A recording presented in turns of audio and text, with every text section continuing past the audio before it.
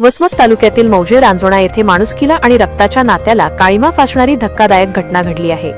शेतीतील कामाच्या किरकोळ वादातून सख्ख्या भावानेच आपल्या मोठ्या भावाची निर्घृण हत्या केल्याचा प्रकार उघडकीस आला आहे।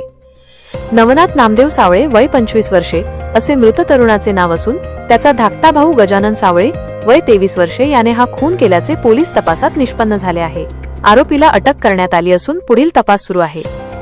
मिळालेल्या माहितीनुसार 15 जानेवारी रोजी पहाटे रांजोणा शिवारातील शेत आखाड्यावर नवनाथ सावळे याचा मृतदेह रक्ताच्या थारोळ्यात आढळून आला। डोक्यात तीक्ष्ण हत्याराने वार केल्याचे स्पष्ट होताच हा खून असल्याची खात्री पोलिसांना झाली। घटनेची माहिती मिळताच पोलिसांनी तातडीने घटनास्थळी धाव घेत तपास सुरू केला। घटनास्थळाचा बारकाईने पंचनामा करण्यात आला असता शेतातील एका आडोशामागे रक्ताने माखलेली कुऱ्हाड सापडली। सुरुवातीला हा खून नेमका कोणी केला याचा ठोस सुगावा लागत नव्हता, मात्र तपासादरम्यान मृताचा धाकटा भाऊ गजानन याच्या हालचाली पोलिसांना संशयास्पद वाटू लागल्या।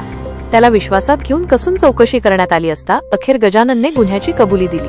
आरोपीने सांगितले की शेतातील कामावरून तसेच घरगुती कारणांमुळे त्याचा मोठा भाऊ नवनाथ याच्याशी वारंवार वाद होत होता। 15 जानेवारीच्या मध्यरात्री संतापाच्या भरात त्याने झोपेत असलेल्या भावाच्या डोक्यात कुऱ्हाडीने वार केले, ज्यात नवनाथचा जागीच मृत्यू झाला।